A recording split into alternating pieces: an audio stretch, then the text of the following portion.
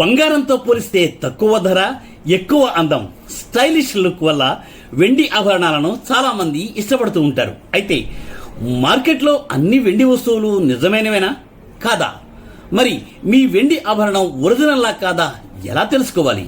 అసలు ఎలా పరీక్ష చేయాలో నిపుణులు కొన్ని సులభతరమైన పరీక్షలను చెబుతున్నారు. మరి ఈ వీడియో చూసేట్లయితే నిజమైన వెండి ఆభరణాలపై స్వచ్ఛతను తెలిపే ముద్ర ఉంటుంది. 925 అనే నెంబర్ ఉంటే అది 92.5% ప్యూర్ వెండి అని అర్థం.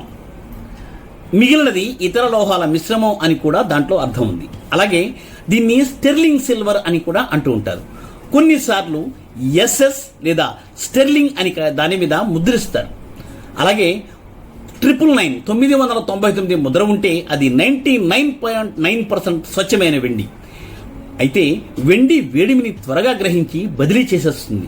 సో ఐస్ క్యూబ్ను వెండి వస్తువుపై పెట్టినప్పుడు అది త్వరగా కరిగితే నిజమైన వెండి అని అర్థం మాట. ఇది నాణ్యతకు ఒక పరీక్ష. అలాగే నిజమైన వెండికి అయస్కాంతం అస్సలు అంటుకోదు. మరో సూచన ఏంటంటే ఒక మెత్తడి తెల్లని బట్టతో వెండి వస్తువును మెల్లగా రుద్దండి.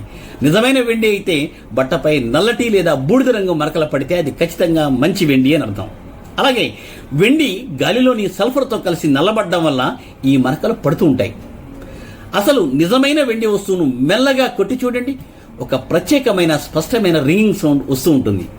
మరి అదే నకిలీ తక్కువ నాణ్యత ఉన్న లోహం అయితే ఆ వెండి త్వరగా ఆగిపోయే సాధారణ శబ్దం వస్తుంది ఆ వెండి వస్తువుతో. సో ఇది కూడా చెప్పాలంటే ఇది కూడా ఏంటంటే ఒక కరెక్ట్ సూచన.